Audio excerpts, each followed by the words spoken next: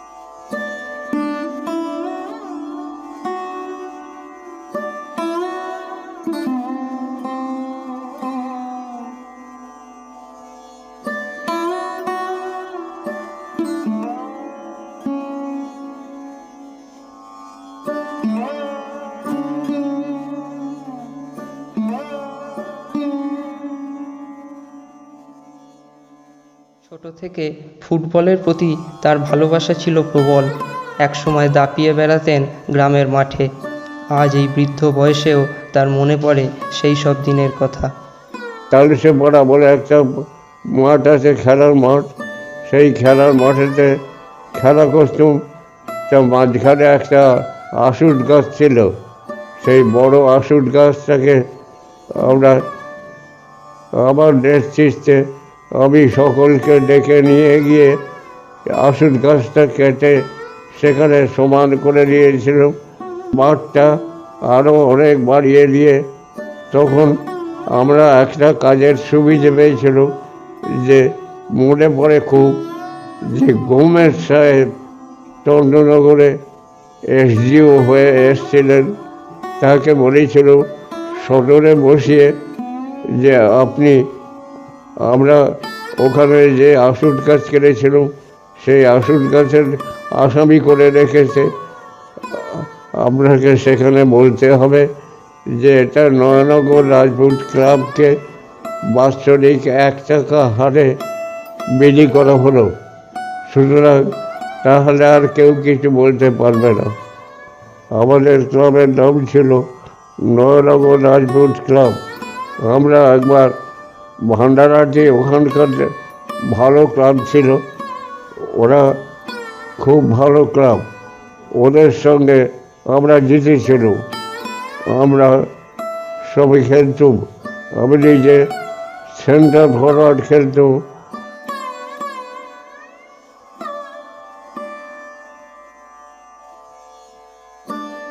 আমি খুব ভালো আবৃত্তি করতে পারতাম।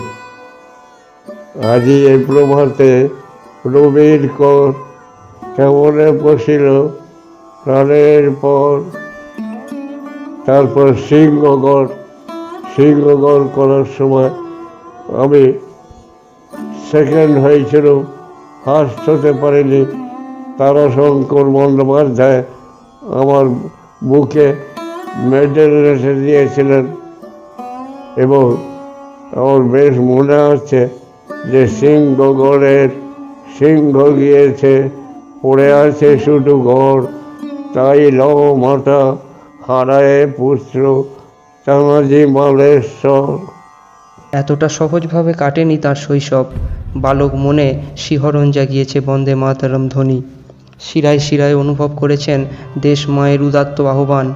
সেই আহ্বানে সাড়া দিয়ে অষ্টম শ্রেণীর ছাত্র থাকাকালীন জড়িয়ে পড়েছেন স্বাধীনতা সংগ্রামের সঙ্গে। আমি ছোটবেলায় ভান্ডারাতে স্কুলের ছাত্র ছিলাম, সুতরাং আমাদের ওয়ারফিল্ড ছিল ভান্ডারহাটে। মাস্টারমশাইরা একটা করে উপদেশ দিতেন। তা উপদেশ দেওয়ার সময় হঠাৎ দেখলুম হেডমাস্টার মশাই রেগে বললেন, মোহন পাল বলে একজন ক্লাস 8-এ পড়তো, তাকে উদ্দেশ্য করে বললেন, mind that Mohan Pal, Mohan, I am not such at easy going fellow. Mohan Pal ও কথার কোনো মূল্যই যায়নি। যখনই আমাদের ওখানকার লোকাল যারা নেতা ছিলেন, গঙ্গা সেন, ফণি পাল, তারা এসে বেরিয়ে সবাই সব স্কুলের বাইরে থেকে ডাকতো।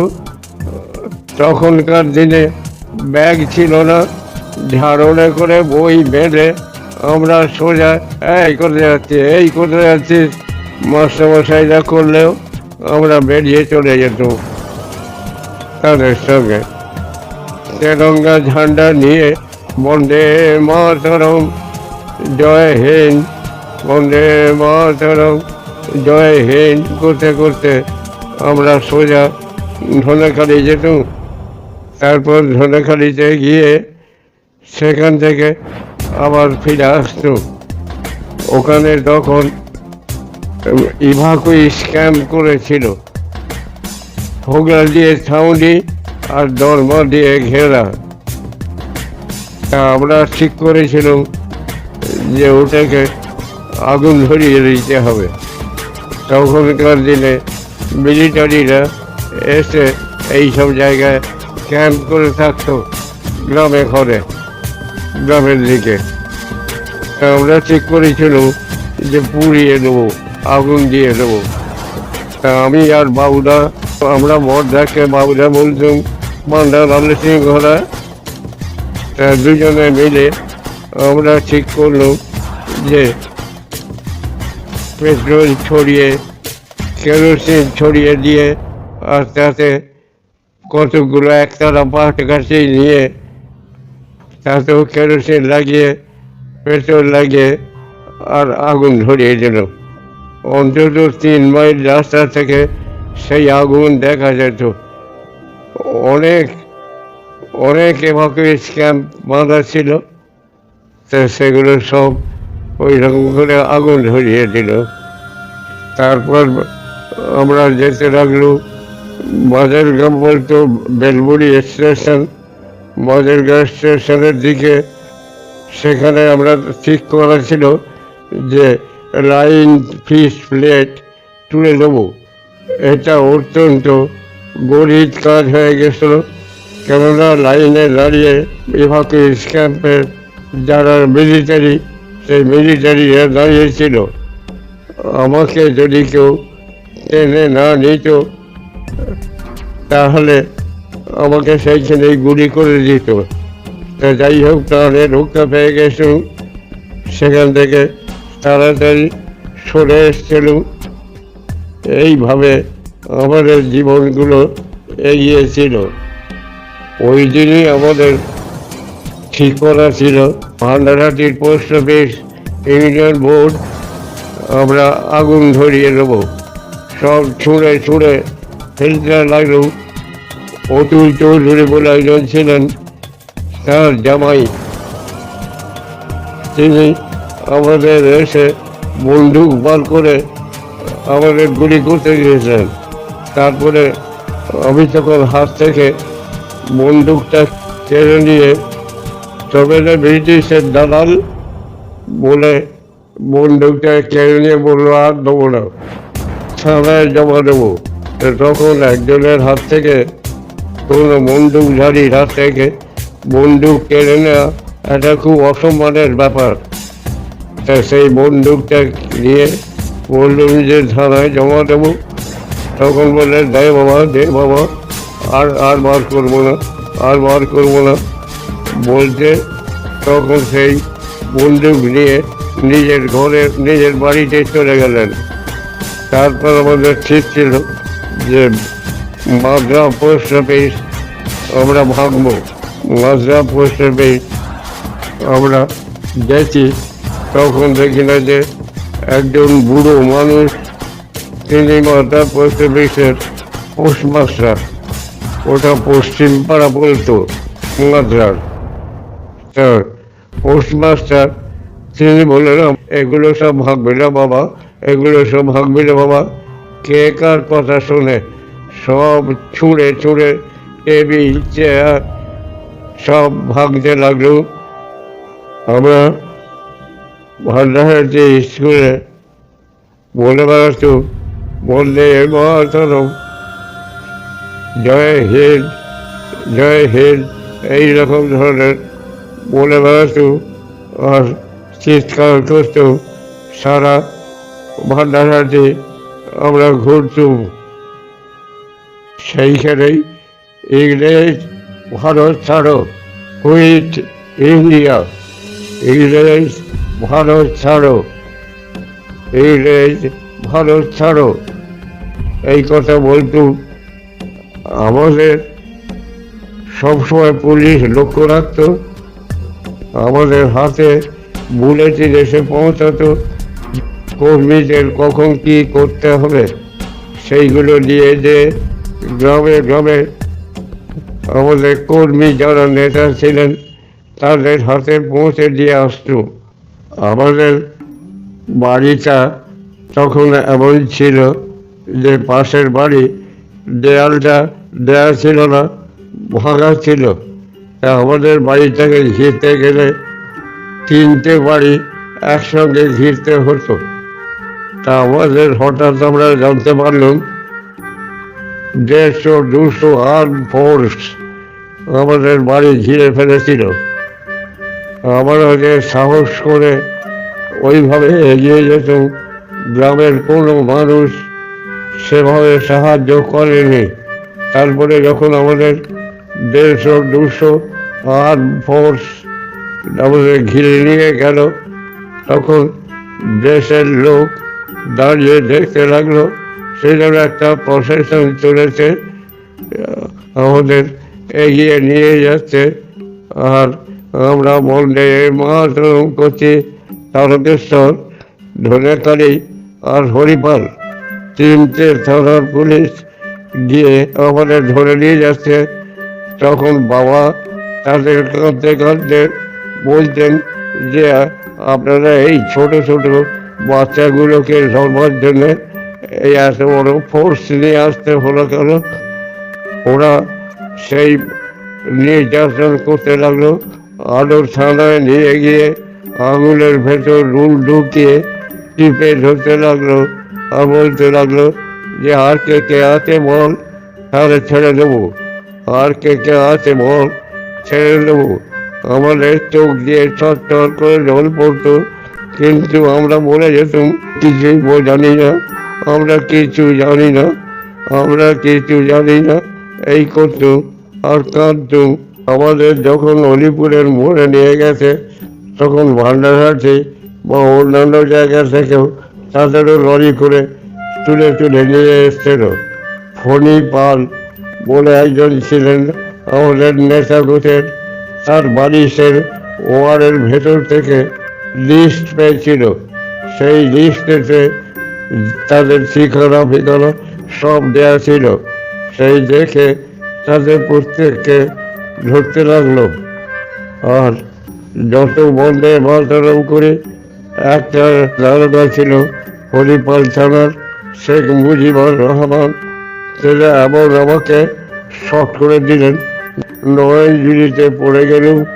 তারপর আমার যখন ধরে নিয়ে গেল হরিপাল থানায়, তারপর সেখান থেকে শ্রীরামপুরে আমাদের নিয়ে যেত।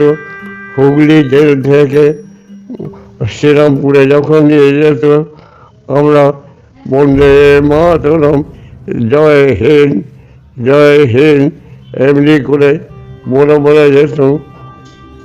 জেলেতে আমাদের লপসি খেতে দিত।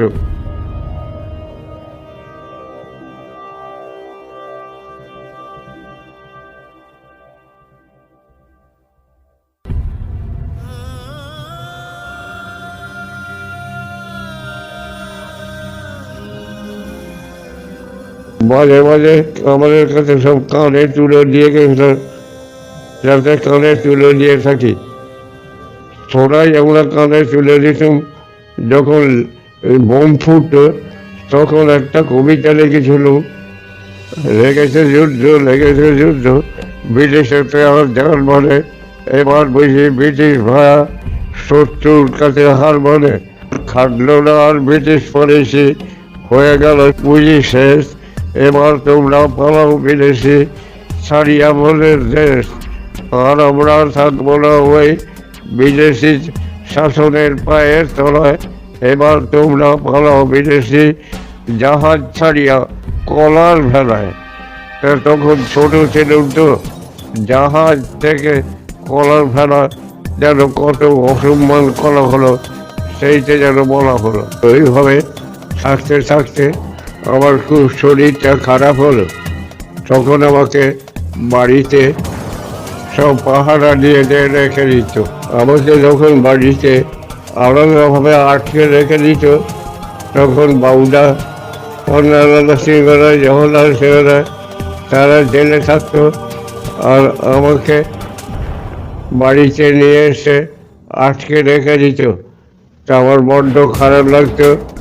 বাইরে বেরোতে দিত না, বেরোলে পরেই পুলিশ সদরে বসে থাকতো, এই খোকা ঘর যাও, এই খোকা বাইরে বেরো না। আমার কাছে বড্ড বিরক্ত লাগতো। কিন্তু ইংরেজ পুলিশ আটকে রাখতে পারেনি সেই 15 বছরের কিশোরকে। বন্দি জীবনে বারবার ভেবেছেন দেশমায়ের সেই সব সন্তানদের কথা, ব্রিটিশদের শিকল যাদের মাথা নত করাতে পারেনি কোনোদিন। এই শিকল পরা ছল মুদের, এই শিকল পরা ছল, এই শিকল পরা ছল মুদের, এই শিকল পরা ছল, এই শিকল পরে শিকল তোদের করব রে বিকল। এই শিকল পরা ছল মুদের, এই শিকল পরা ছল, তোদের বন্ধ কারায় আসা মোদের বন্দি হতে নয়, ওরে ভয় করতে আসা মোদের সবার বাঁধন ভয়। তোদের বন্ধ কারায় আসা মোদের বন্দি হতে নয়, ওরে ভয় করতে আসা মোদের সবার বাঁধন ভয়। এই বাঁধন পরে বাঁধন ভয়কে করবো মোরা যায়, এই শিকল বাঁধা পা নয়, এই শিকল ভাঙা কর। এই শিকল পরা ছল মোদের এই শিকল পরা ছল এই শিকল পরা ছল মোদের এই শিকল পরা ছল তোমরা বন্ধ ঘরের বন্ধনীতে করছো বিশ্বগ্রাস আর ত্রাস দেখিয়ে করবে ভাবছো বিধির শক্তি নাশ তোমরা বন্ধ ঘরের বন্ধনীতে করছো বিশ্বগ্রাস আর ত্রাস দেখিয়ে করবে ভাবছো বিধির শক্তি নাশ সেই ভয় দেখানো ভূতের মোরা করব সর্বনাশ এবার আনবো মাবই বিজয় মন্ত্র বলো নীলের বল এই শিকল পরা ছল মোদের এই শিকল পরা ছল এই শিকল পরা ছল মোদের এই শিকল পরা ছল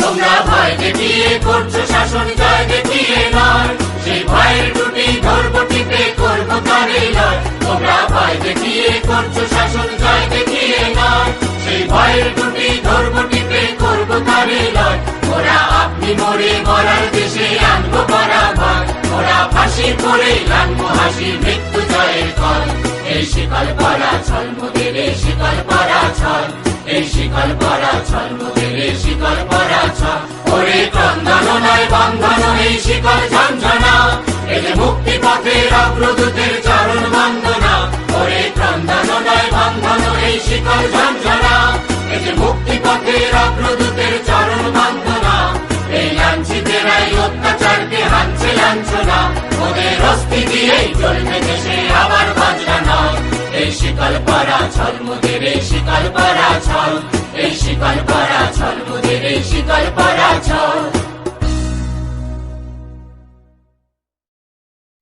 আমি আমাদের খিড়কির দরজা দিয়ে তারকেশ্বরের ভেতর দিয়ে সোজা আমাদের ছোট মাসিমার বাড়ি ছিল বৈকুণ্ঠপুর ভাঙামোড়া বৈকুণ্ঠপুর দামোদর পেরিয়ে তা সেখানে চলে গেল সেখানে যে থাকতো সেই কথাগুলো বড্ড মনে পড়ে ভাঙামোড়া সাইডে তারপর যখন দেখলুম আস্তে আস্তে সীমিত হতে লাগলো আর যেন আমাকে বেশি খোঁজ খবর করছে না তখন অনেক দিন কাটিয়ে দিয়ে তারপর ফিরেছে 1946 সালে ভারতবর্ষের উপকূলে নৌবিদ্রোহ যখন কাঁপিয়ে দিচ্ছে ব্রিটিশ সাম্রাজ্যের নিভন্ত শিখাকে তখন হঠাৎ অন্য মোড় নিল তার জীবন। স্বাধীনতার আগের বছরেই ম্যাট্রিক পাশ করে সন্ন্যাসী হওয়ার প্রবল বাসনায় গৃহত্যাগ করে চলে গেলেন বারাণসী। আমার জীবনে সাধু হওয়ার ইচ্ছে বড্ড ছিল যে আমি সাধু হব। তা প্রথম জীবনে আমি গয়া কাশি পালিয়ে গেছিলাম। আমি তো হিন্দি জানতাম না, তো ভাগা ভাগা হিন্দিতে তাদের সঙ্গে কথা বলে কোনো রকমের যে কাশিতে যে থাকতো, কাশিতে থেকে সেখানে হাসপাতালের যে সমস্ত কাজকর্ম সেই কাজকর্ম স্বামীজি বলতেন যে নারায়ণের সেবা, রোগীদের নারায়ণ বলা হতো, সেই নারায়ণের সেবা করা হয়েছে। বেনারসে থাকার সময় আমাদের নিজেদের রোজগার নিজেরা করে নিতে হতো, কে কাকে খাওয়াবে সেই খাওয়ার জোগাড় করতে যেতাম গ্রামে গ্রামে পাড়ায় পাড়ায়, সেই খাবার নিয়ে এসে তারপর সবাই মিলে ওইভাবে ভাগ করে খেতাম। আরও জনে জনে অনেকে বেরুতো, সকলে মিলে ওইভাবে ভাগ করে খেতাম। বারাণসীতে রামকৃষ্ণ মিশন সেবাশ্রমে থাকাকালীন হঠাৎ এক গভীর রাতে অপার্থিব অভিজ্ঞতার সম্মুখীন হন তিনি, যে ঘটনার আজও কোনো ব্যাখ্যা নেই তার কাছে। কাশিতে থাকাকালীন আমার যখন খুব শরীরটা খারাপ তখন আমাকে 10 নম্বরে নিয়ে গেছিল। তার 10 নম্বরে থাকাকালীন তারপর আমি যখন ভালো হয়ে গেল আমাকে ডিউটি দিল, আমি ডিউটি দিচ্ছি, হঠাৎ ওপরে 10 নম্বরের ঘরের ছাদে, আর যেটা মরি ঘর বলে যেখানে মরে তাদের সেখানে রেখে দেয়, সেই মরি ঘর দুটোতে পা দিয়ে জল জল করছে আলো, সে দেখলে ভয় হয়।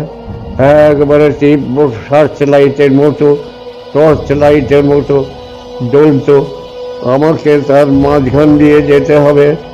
আমি ভয়ে শিউরে উঠে ঠাকুর ঠাকুর, জয় রামকৃষ্ণ, জয় রামকৃষ্ণ, জয় মা সারদা, জয় মা সারদা, এই রকম করে করে তার নিচে দিয়ে পেরিয়ে চলে এলো। সে যে কি বিভৎস কাণ্ড! বুকের ভেতর একদম ভয়ে কেঁপে অস্থির হতে লাগলো। শেষকালে চণ্ডীগড়ে ছিল।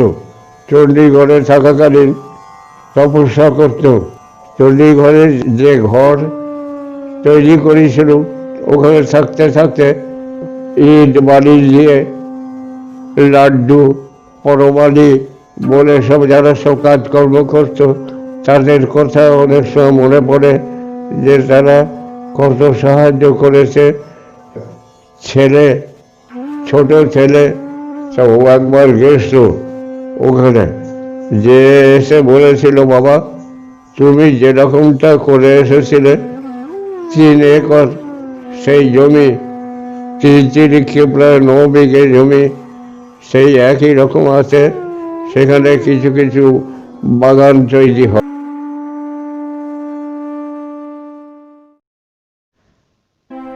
অবশেষে এলো সেই মহেন্দ্রক্ষণ। 1947 সালের 15ই আগস্ট মধ্যরাত্রে আমাদের দেশ ভারতবর্ষ স্বাধীন হলো। কোটি কোটি ভারতবাসীর দীর্ঘকালের লালিত স্বপ্ন সত্যি হলো যখন দেশের প্রথম প্রধানমন্ত্রী জওহরলাল নেহেরু সংসদে দাঁড়িয়ে বলে উঠলেন, "At the stroke of the midnight hour, when the world sleeps, India will awake to life and freedom." 15 August পূর্ণ দিন, স্বাধীন ভারতে জাগে নবীন। কত আনন্দের সীমা ছিল না, তখনকার আনন্দের সীমা ছিল না। যখন দেশ স্বাধীন হলো, দেশ যখন স্বাধীন হলো, তখন আর বলার কিছুই নেই। খুবই ভালো লাগলো। আজকে দেশ আমার স্বাধীন হয়েছে, দেশের কাছে কত গর্বের, কত আনন্দের।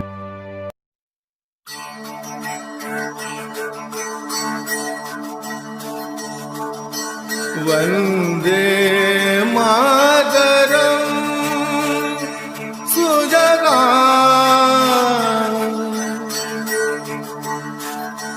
सुफला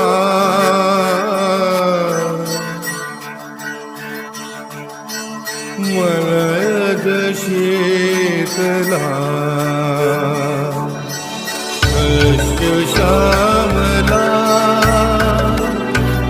मातरं वन्दे मातरम्।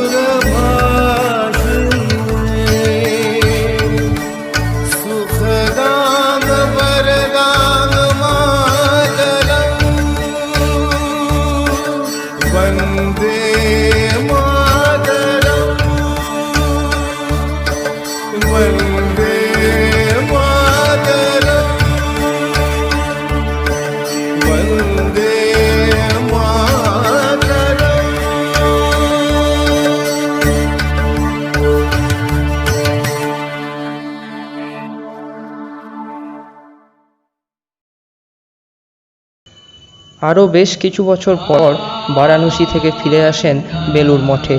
সেখানেই দীক্ষা গ্রহণ করেন রামকৃষ্ণ মঠ ও মিশনের ষষ্ঠ প্রেসিডেন্ট পরম পূজ্যপাদ স্বামী বিরজানন্দজি মহারাজের কাছে। বেলুড় মঠে থাকাকালীনই ভরত মহারাজেরও সান্নিধ্যে আসেন তিনি। বিরজানন্দ স্বামী আমার গুরুদেব, স্বামীজির সাক্ষাৎ শিষ্য। ভরত মহারাজ স্বামীজির পাশের ঘরে থাকতেন, ওপরে স্বামীজি যে ঘরে থাকতেন সেই ঘরের পাশে থাকতেন ভরত মহারাজ। মাঝে মাঝে এ সুযোগ হয়েছিল, ওরে চুনিলাল একবার মাথাটা আমার টিপে দে না। তা শুনে আমি ধন্য মনে করতুম নিজেকে, ভরত মহারাজের মাথা টেপার সুযোগ পেয়েছি। তাকে বেলুড় মঠ থেকে সাময়িকভাবে কাঁথি মঠেও পাঠানো হয় নিত্য পূজার জন্য। মঠ থেকে পাঠিয়েছিল আমাকে রিলিফে। তা রিলিফের কথা মনে পড়লেই কেতুগ্রাম, বিল্লেশ্বর এইসব পর পর পর পর সব স্টেশনগুলো যখন একটু জল কমলো, ট্রেন চলতে লাগলো, তখন আমরা ফিরব। এসেই পৌঁছেছি, তখন আমাকে সঙ্গে সঙ্গে বললে যে ওরে এই তো পেয়ে গেছি, খুব ভালো আরতি করতে পারে আমি দেখেছি। এগুলো কথাগুলো কানাই মহারাজের কাছ থেকে এরা শুনেছিলেন। তা সেই হিসেবে আমাকে পেয়ে ওরা যেন একবারে হাতে চাঁদ পেয়ে গেলেন। আমাকে নিয়ে পাঠিয়ে দিলেন কাঁথিতে। তা কাঁথিতে আমি পুজো করতুম এবং লাইব্রেরি চালাতুম। পরবর্তীকালে বাড়ি ফিরে এসে সংসার জীবনে প্রবেশ করেন তিনি। যোগ দেন রাজনীতিতে। স্বাধীনতা সংগ্রামে যুক্ত থাকার সময় তার ঘনিষ্ঠতা হয় পশ্চিমবঙ্গের প্রাক্তন মুখ্যমন্ত্রী প্রফুল্লচন্দ্র সেনের সঙ্গে। পরবর্তীকালে নিজের রাজনৈতিক জীবনেও অটুট থেকেছে সেই ঘনিষ্ঠতা। আমাদের নেতা ছিলেন প্রফুল্লচন্দ্র সেন। তখন প্রদেশ কংগ্রেস সভাপতি ছিলেন প্রতাপচন্দ্র আর অন্যতম সম্পাদক ছিলেন অশোক কৃষ্ণ দত্ত। একবার আমি হুগলি জেলা সম্মেলন ডেকেছিল, সেই সম্মেলনে ওরা এসেছিলেন। তা ওরা এসে আমাদের সদনে বসে কলা পাতা ফেলে তাতে বসে বসে খেয়েছিলেন। কিন্তু আমি কারোর কাছে বলতে পারলুম না যে ওদের বসিয়ে যে ছবি তুলে রেখে দাও, সেটা আমার হয়ে ওঠেনি। এই আক্ষেপ আমার সারা জীবনে থেকে যাচ্ছে। প্রফুল্লদা যে কত স্নেহ করতেন, তাহলে এমন কোনো কর্মী এই তল্লাটে ছিল কিনা জানি না, যে তাদের বাড়িতে তাদের প্রফুল্ল সেন গেছিলেন। এবং তখনকার দিনের যিনি প্রদেশ কংগ্রেস সভাপতি প্রতাপচন্দ্র আর অশোক দত্ত, এই যে তারা গেছিলেন, তারা যে কত ভালোবাসতেন, সেই ভালোবাসতেন বলেই ভালোবাসার নমুনা ওইটুকু পেয়েছি। সব সময় চুনি চুনি করে ডাকতেন যখন, সেই কথাগুলো যেন এখনো ভেসে আসে। আমি বক্তৃতা দিতে পারতাম ভালোই। প্রফুল্ল সেন, অজয় মুখুজ্জে এদের সঙ্গে বক্তৃতা দিয়েছি প্রত্যেক জায়গাতে। অজয় মুখুজ্জে আমাকে পাঠিয়ে দিত। আমি যতক্ষণ না অজয় মুখুজ্জে মঞ্চে যে উপস্থিত হতেন, ততক্ষণ আমি লোক জড়ো করার জন্য বলতুম এবং বক্তৃতা দিতে পারতুম। আমি প্রণব মুখার্জি যখন বক্তৃতা দিতেন, আগে আমি করতুম, কথা বলে লোক জড়ো করতুম, তারপর প্রণব মুখার্জি যে পৌঁছে যেতেন। জাতীয় কংগ্রেসের সেবা দলে থাকাকালীন দুর্গাপুরে কংগ্রেসের অধিবেশনে বক্তা হিসেবে উপস্থিত ছিলেন তৎকালীন কেন্দ্রীয় তথ্য ও সম্প্রচার মন্ত্রী ইন্দিরা গান্ধী। শ্রীমতী গান্ধীর সেবা দলের নিরাপত্তার প্রধান দায়িত্বে ছিলেন তিনি। তখন অতুল্য ঘোষ সর্বা আমাকে 300 সেবা দলের চার্জে দিয়েছিলেন। কংগ্রেসের সেবা দলে পুলিশ কিছু করতো না, যা কিছু করতো সেবা দল। তা উনি যতক্ষণ না বক্তৃতা দিয়ে মঞ্চ থেকে নেমে যেখানে থাকতেন সেই জায়গাতে তাকে পৌঁছে দিচ্ছে, ততক্ষণ পর্যন্ত কাউকে কাছে ঘেঁষতে দিতাম না।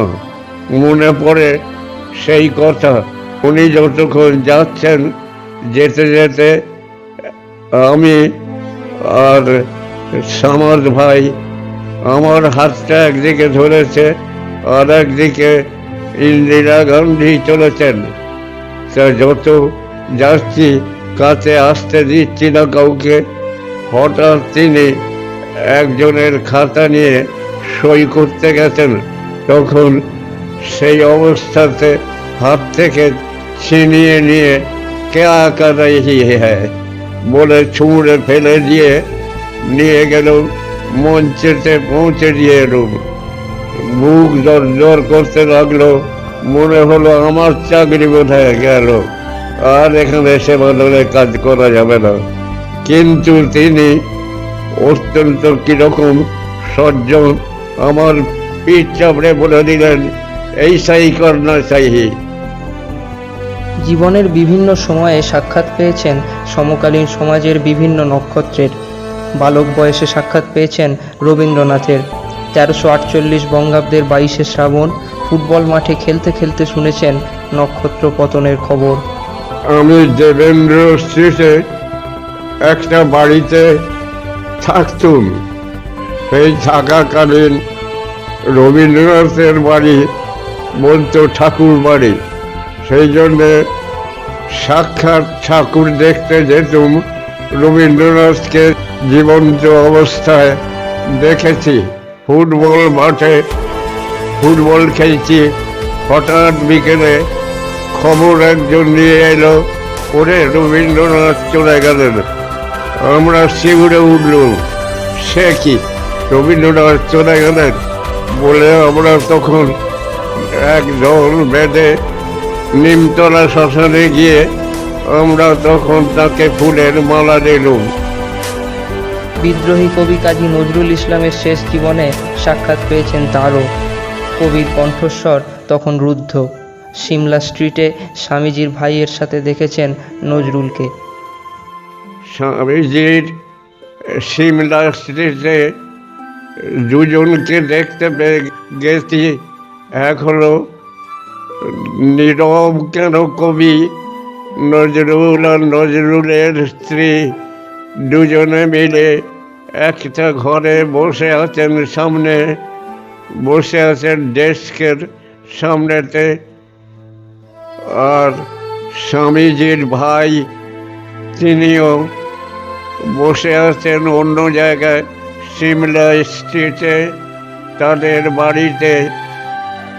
এই যে সৌভাগ্য, এই সৌভাগ্যটা মনে মনে বড় গর্ব অনুভব করি। স্বচক্ষে দেখেছেন মহাত্মা গান্ধীকেও। নয়ানগরের অদূরেই এক পদযাত্রায় সাক্ষাৎ পেয়েছেন গান্ধীজির। উনি ছাগলের দুধ খেতেন। একটা ছাগল থাকতো এইখান দিয়ে, পানি শাওলা বলে, পানি শাওলা দিয়ে হেঁটে যাচ্ছেন এবং সব সময় অহিংস নীতিতে বড় বিশ্বাস করতেন। আমি সুভাষ বলছি। বেতার যন্ত্রে সেই জ্বালাময়ী কণ্ঠস্বর শুনেছেন অনেক ছোটবেলায়। আজও নেতাজির সেই কণ্ঠস্বর ভেসে ওঠে মনের মধ্যে। তখন আমরা থাকি নয়নগরে। তিনি বলে উঠলেন, আমি সুভাষ বল। গা শিউরে উঠল।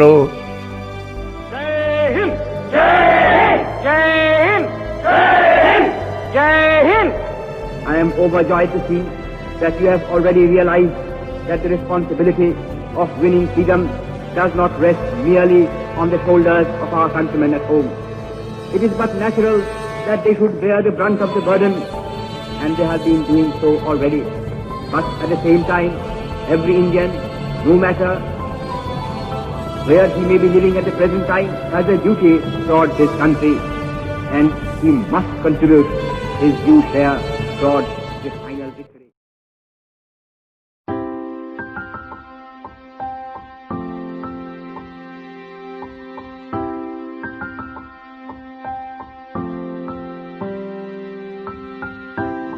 আমাকে কিরণময় ঘোষ তিনি ছিলেন অঞ্চল প্রধান, সেখান থেকে একটা চিঠি লিখে পাঠালেন যে ভাই তুমি বাড়িতে বসে আছো, আমরা এখানে স্কুল করেছি। স্কুল তখন ওখানে কলাছড়া বা এসব জায়গায় কোথাও স্কুল ছিল না, তাই স্কুল করেছি। তুমি যদি এখানে এসে আমাদের স্কুলে সার্ভিস দাও তাহলে আমরা খুব আনন্দ পাই। আমি সেখানে সার্ভিস দিয়েছিলাম।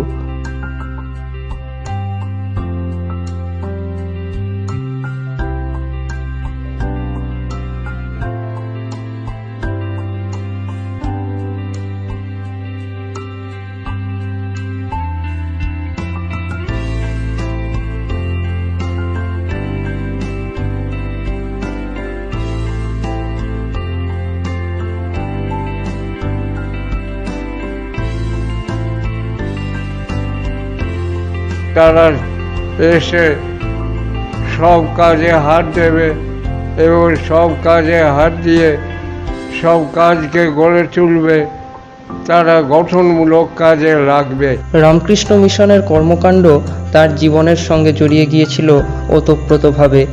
তাই একটানা 14 বছর গ্রামের পঞ্চায়েত প্রধান থাকাকালীন নিজেকে মগ্ন রাখতেন বিভিন্ন উন্নয়নমূলক কাজে।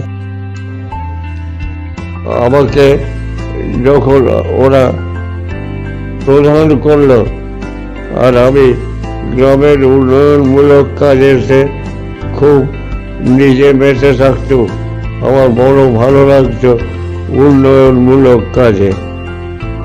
কটা টিউবওয়েল, কটা গ্রামের কাজ, রাস্তাঘাট, যেখানে গাড্ডা গোড্ডা রাস্তা ছিল সেই রাস্তায় এখন কোথায় 10 টাকা গাড়ি চলে অলিপুর থেকে আর চন্দ্রপুর পর্যন্ত। 1972 সালে স্বাধীনতার 25 বছর পূর্তি উপলক্ষে তৎকালীন প্রধানমন্ত্রী শ্রীমতী ইন্দিরা গান্ধীর কাছ থেকে পেয়েছেন তার এই সংগ্রামের স্বীকৃতি। ইন্দিরা গান্ধীর আমলেই তাম্রপত্র দেওয়া হয়েছিল। তাম্রপত্রেতে লেখা আছে, আমার নাম লেখা আছে এবং একজন সৈনিক হিসেবে আমাকে এই তাম্রপত্র দেওয়া হলো, সেটাও লেখা আছে। তার জীবনে সন্ন্যাসী হওয়া হয়নি, তবে চিরজীবনই ধর্মের প্রতি থেকে গিয়েছে তার প্রবল আকর্ষণ। প্রতিদিন রাত্রে নিয়ম করে গীতা পাঠ ছিল তার অভ্যাস। প্রায় সবটাই তিনি বলে দিতে পারতেন না দেখেই। ঠাকুরের কথাই তো চিরদিন মনে হতো সবসময়। তারপর আমরা এখানে 5 চক্র বলে একটা ঠাকুর স্বামীজির বই নিয়ে 5 চক্র আরম্ভ করেছিল এবং সেই 5 চক্রেতে আমি গীতা পাঠ করতাম। আমার ওপর গীতা পাঠের দায়িত্ব ছিল। অন্যান্য বছরের মতো আমরা আজকের দিনটিকে বেছে নিয়েছি আমাদের বাৎসরিক উৎসব হিসেবে। শ্রী শ্রী রামকৃষ্ণ পাঠচক্রের এটা 17তম বাৎসরিক উৎসব। প্রদীপ প্রজ্বলনের দ্বারা যে অনুষ্ঠানের সূচনা হলো, এরপর সেই অনুষ্ঠানে মঙ্গলাচরণ করে অনুষ্ঠানকে শুভ ও শান্তির পথে এগিয়ে নেবেন শ্রী চুনিলাল সিংহ রায় মহাশয়। আমি তাকে মঞ্চে আসার জন্য অনুরোধ জানাচ্ছি। वेदाहमेतं पुरुषं महान्तं आदित्यवर्णं तमसः परस्तात् तमेव विदित्वा मृत्युमेति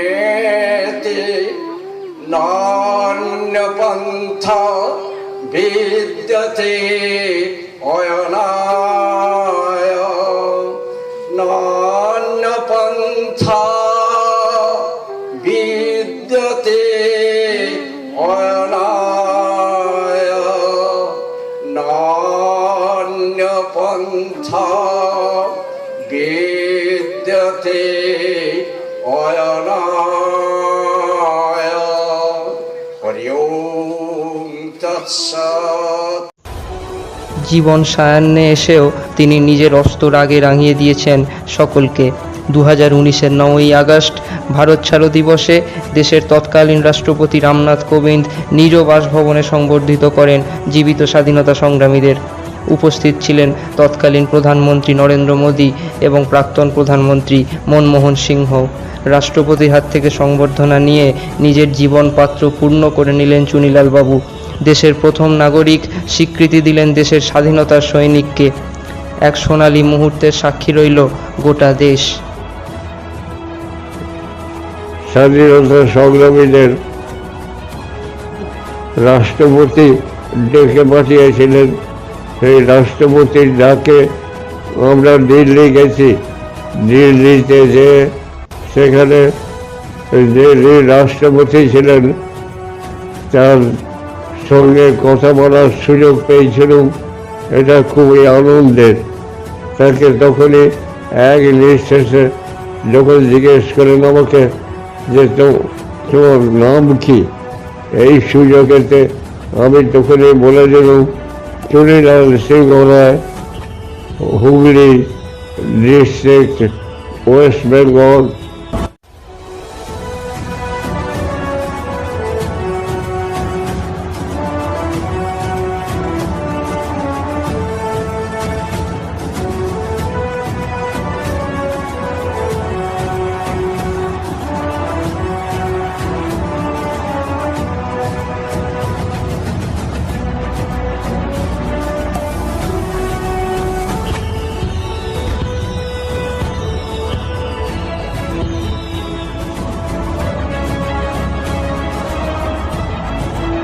বিবাহ পুলিশ কেন হয়েছিল? আমি একটা কবিতা লিখেছিলাম ছোট, লেগেছে যুদ্ধ ব্রিটিশেতে আর মানে এবার বুঝি ব্রিটিশ ভয়া শত্রুর কাছে হার মানে। আর আমরা থাকবো না ওই বিদেশি বেনিয়া পায়ের তলায়। এবার তোমরা পালাও বিদেশি জাহাজ ছাড়িয়া পলার ফেলে। মানে অসম্মান করা হলো। তখন তো ছোট তো।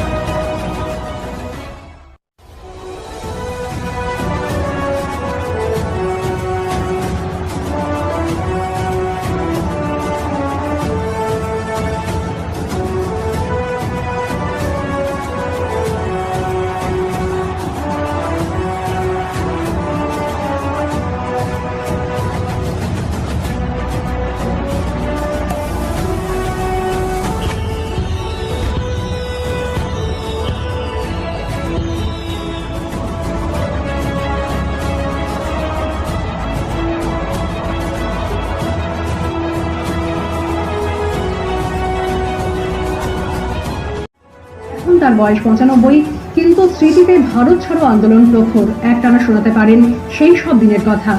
সম্প্রতি রাষ্ট্রপতি পুরস্কারে সম্মানিত হয়েছেন। ভাইদের মধ্যে তিনি ছিলেন ছোট। তার দুই দাদা পান্নালাল জওহরলালও স্বাধীনতা সংগ্রামে যোগ দিয়েছিলেন। ম্যাট্রিক পরীক্ষায় পাশ করার পর স্বাধীনতা আন্দোলনের টানে পড়াশোনায় আর এগোতে পারেননি। হরিপালের জেজুর প্রাথমিক বিদ্যালয়ে শিক্ষকতা করেছেন, প্রধান শিক্ষকও হয়েছিলেন। 1972 সালে পেয়েছিলেন তাম্রপত্র। অসুস্থ শরীরেও তিনি শোনালেন সেই সব আগুন ছড়া দিনের কথা।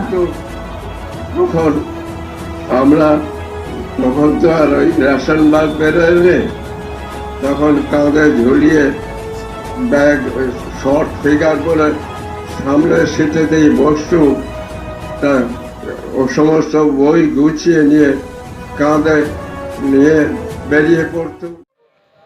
বয়স 90 পেরিয়েছে, বয়সের ভারে নুব্জ, তবে আজও টাটকা সেই দিনের স্মৃতি। কিশোর বয়সে যুক্ত হয়েছিলেন আন্দোলনের সঙ্গে। সেদিনের স্মৃতিচারণায় আজও তৃপ্ত কণ্ঠে স্লোগান দেন হুগলির বৃদ্ধ, বলে ওঠেন ইংরেজ ভারত ছাড়ো।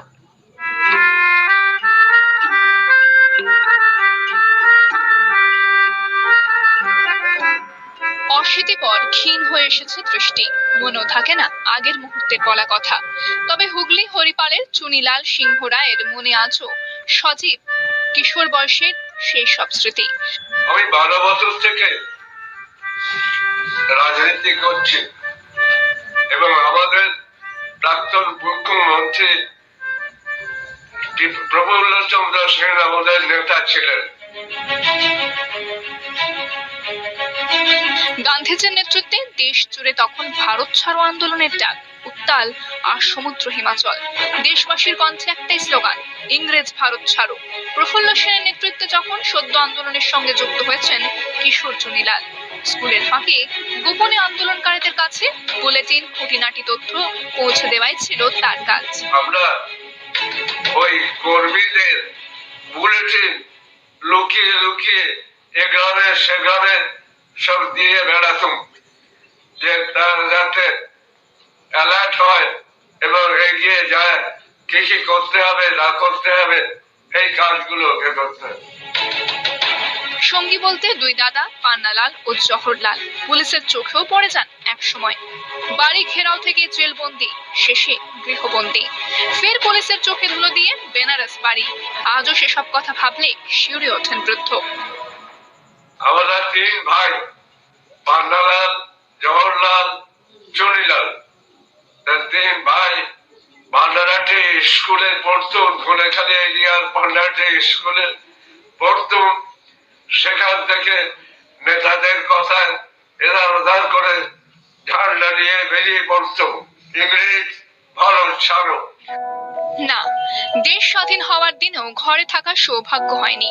স্বাধীনতা উদযাপন করেছিলেন বেনারসে থেকেই। তখন বেনারস রামকৃষ্ণ মিশনের সঙ্গে যুক্ত। পরে হরিপালের জেজুর প্রাথমিক বিদ্যালয়ে শিক্ষকতার সঙ্গে যুক্ত হন। আমার দেশের স্বাধীনতা হয়েছে, আমার দেশের ছেলেরা লেখাপড়া এখানে শিখে নিয়ে এখান থেকে ডাক্তার তৈরি হবে, এখান থেকে ইঞ্জিনিয়ার তৈরি হবে, এইগুলোই আমাদের আশা। 1972 সালে ইন্দিরা গান্ধীর সময়কালে স্বাধীনতা সংগ্রামী স্বীকৃতি পান। চলতি মাসে স্বাধীনতা সংগ্রামী হিসেবেও রাষ্ট্রপতি পুরস্কার পান। এখন বার্ধক্য বাসা বেঁধেছে শরীরে, তাই ঘরের বাইরেও বেরোনো হয় না আর। রেডিও কানে যোগাযোগ বিশ্ব সংসারের সঙ্গে।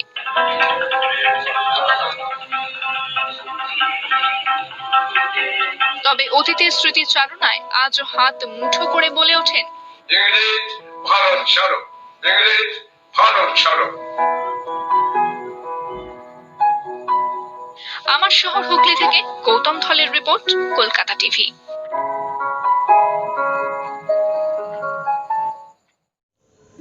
সেই সব দিন আজ অতীত হয়ে গিয়েছে, তবু বন্দে মাতরম ধ্বনি শুনে মুষ্টিবদ্ধ হয়ে ওঠে তার হাত, শক্ত হয়ে ওঠে চোয়াল। ভাবুক দৃষ্টিতে বলে ওঠেন,